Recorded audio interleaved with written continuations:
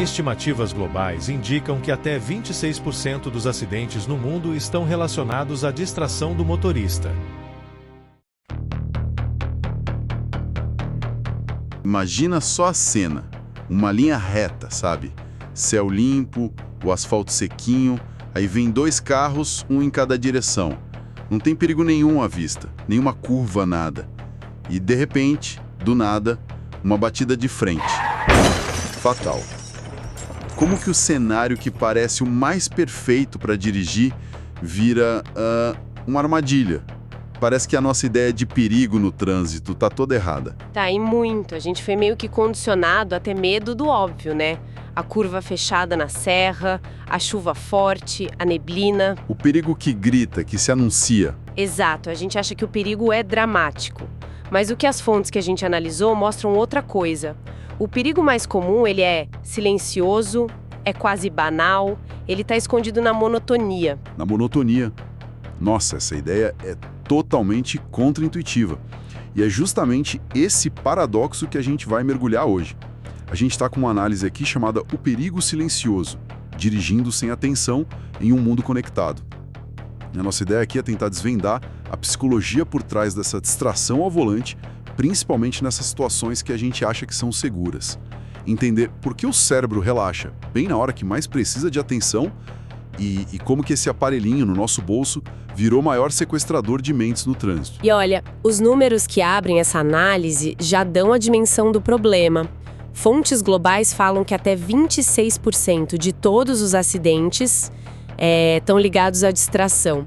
Nos Estados Unidos, isso dá mais de 3.200 mortes em um ano. E o ponto de partida para entender isso é o conceito de familiaridade. Quando a rota é conhecida, tipo o caminho de casa, uma estrada reta e longa, o cérebro entra num modo de piloto automático para economizar energia. É quase como se ele delegasse a função, né? Tipo, já fiz isso 1000 vezes, o corpo que se vire. Exatamente. A vigilância consciente, ela cai drasticamente. A mente começa a viajar, a pensar em outras coisas. Ela se ausenta, mesmo com o corpo ali, presente, segurando o volante. E o problema é que o corpo sozinho, ele não reage a imprevistos. Então vamos desempacotar essa ideia de ausência mental, porque ela é o centro de tudo. A análise traz uma observação que, nossa, é de arrepiar. Em muitas dessas batidas de frente, os peritos não acham marca de freada no asfalto. Nenhuma. É como se o motorista não estivesse ali. O que está acontecendo no cérebro nesse momento? É um processo neurológico, sabe? Para o qual a gente foi meio que programado. Nosso cérebro evoluiu para automatizar tarefas repetitivas para economizar recurso cognitivo. Uma estrada monótona, longa, previsível, o cérebro lê aquilo como um ambiente de baixa complexidade. Ele pensa, ok, já conheço, posso desviar minha atenção para outras coisas. E aí a atenção ativa, o foco mesmo, vai para os pensamentos internos. A lista do mercado, uma preocupação do trabalho, lembrar de uma conversa. Mas peraí, eu entendo o cérebro entrar em piloto automático, mas a gente sente o carro, o vento, a vibração. O corpo não manda uns sinais de alerta para, sei lá, acordar o cérebro? Essa é uma ótima pergunta. O corpo até manda os sinais, sim. Só que o cérebro, nesse estado de baixa vigilância, ele interpreta tudo isso como ruído de fundo. São informações que ele já espera. A vibração do asfalto, o barulho do vento. Tudo isso faz parte do padrão normal daquela tarefa. O cérebro só vai acordar de verdade quando um estímulo quebra muito esse padrão. Uma buzina alta, uma freada brusca na frente. O problema é que, numa colisão que começa com um desviozinho de nada, esse estímulo drástico talvez nunca chegue, ou quando chega, já é tarde. Então a ausência mental é esse buraco que se abre entre a percepção de que está tudo sob controle e a realidade da pista, que muda a todo instante.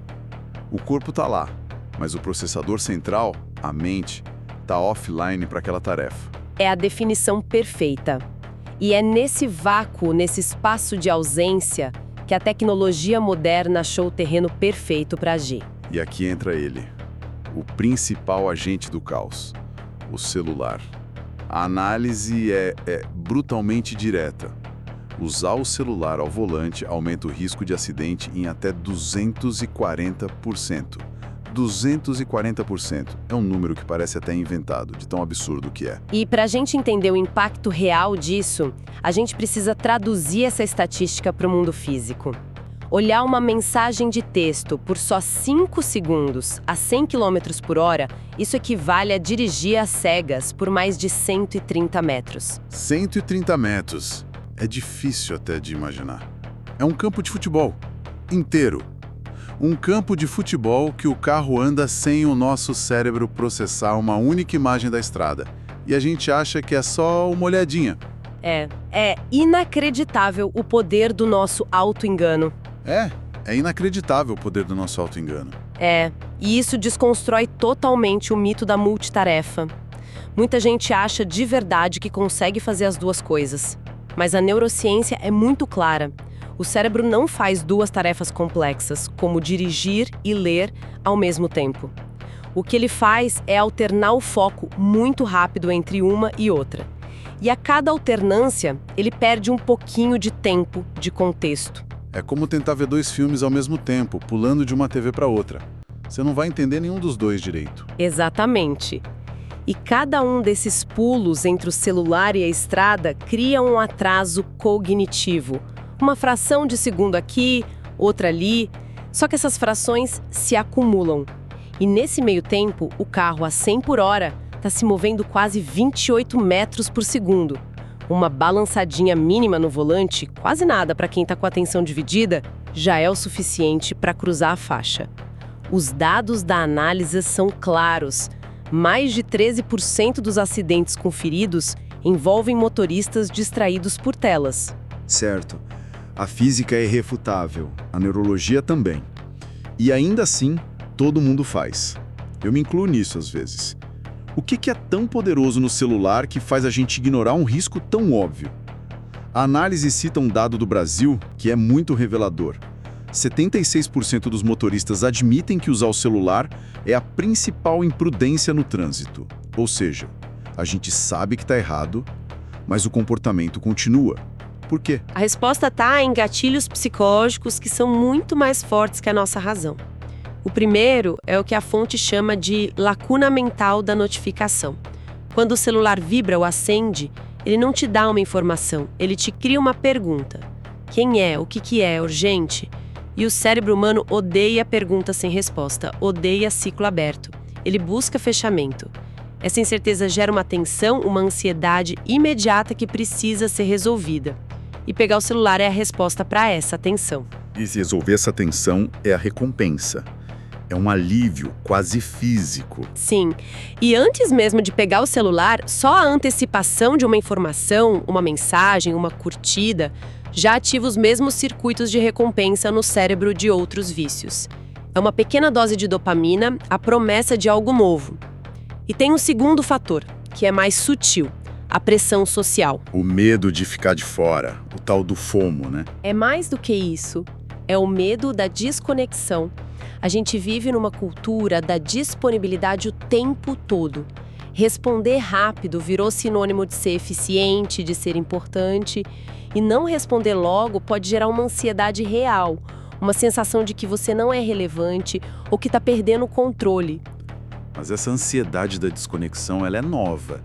Ou o celular só amplificou um traço que já era nosso, sei lá, a necessidade de pertencer. Amplificou de forma exponencial. A necessidade de conexão é antiga, mas a expectativa de ser imediato, isso é novo. Antigamente, uma carta demorava dias para ser respondida e tudo bem. Hoje, se você não responde em minutos, pode ser visto como descaso. Então, para aliviar essa ansiedade social, o motorista dá só uma olhadinha. Ele não está necessariamente buscando diversão. Muitas vezes ele está buscando alívio para uma pressão que o próprio aparelho criou. Ok, então a gente tem a biologia do piloto automático e a psicologia do vício em notificação. Mas, e a nossa parte? A nossa cultura de achar que, comigo não vai acontecer.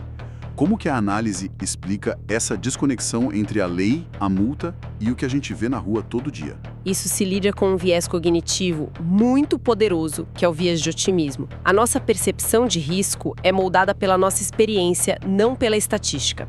Cada vez que um motorista usa o celular e chega bem no destino, o cérebro dele não pensa, nossa, escapei por pouco. O cérebro registra, viu? Não deu nada, o perigo é exagero, eu consigo controlar. A cada sucesso, o comportamento perigoso é validado. É um ciclo de reforço positivo para uma coisa terrivelmente negativa. Exatamente. E aí se cria a cultura do só dessa vez, que na verdade é a cultura do todas as vezes. Quem nunca pensou, tô atrasado, só vou responder essa aqui rapidinho? A gente cria desculpas, a gente racionaliza o risco, porque a recompensa imediata, que é aliviar a ansiedade, parece mais real que o perigo que parece distante. E quando muita gente faz a mesma coisa, vira normal. Se todo mundo faz, não deve ser tão grave. E aqui que a coisa fica muito interessante para mim. A fonte diz que a faixa central pintada no asfalto não é uma barreira física. Ela é um acordo social. É a melhor definição que eu já vi. A faixa é um acordo de confiança, mútua. Ela depende da atenção de todo mundo. Ela só funciona porque a gente parte do princípio que o motorista vindo na outra direção também está prestando atenção e respeitando aquele limite invisível. No momento em que um erro individual acontece, esse acordo é quebrado. Para todo mundo. Sem aviso. Nossa, isso muda completamente o jeito que eu vejo os outros carros na estrada. Não são só carros. São pessoas com quem eu tenho um pacto de confiança invisível. Um pacto que eu quebro toda vez que eu olho para o celular. É quase uma traição a esse acordo silencioso. É uma traição. O seu pequeno desvio, a sua ausência, pode mudar a vida de outra pessoa para sempre. E a análise aponta que a solução para isso não é simples. Não é só aumentar a punição, que já existe. Porque a punição lida com a consequência, não com os gatilhos que levam ao comportamento, né? Perfeito. A abordagem tem que ser em várias frentes. A fonte menciona tecnologia, tipo aplicativos que bloqueiam notificações com o carro em movimento. Menciona campanhas que usem histórias humanas reais para transformar os números em rostos, em famílias. E talvez, o mais importante, uma educação emocional para a gente aprender a lidar com essa ansiedade digital.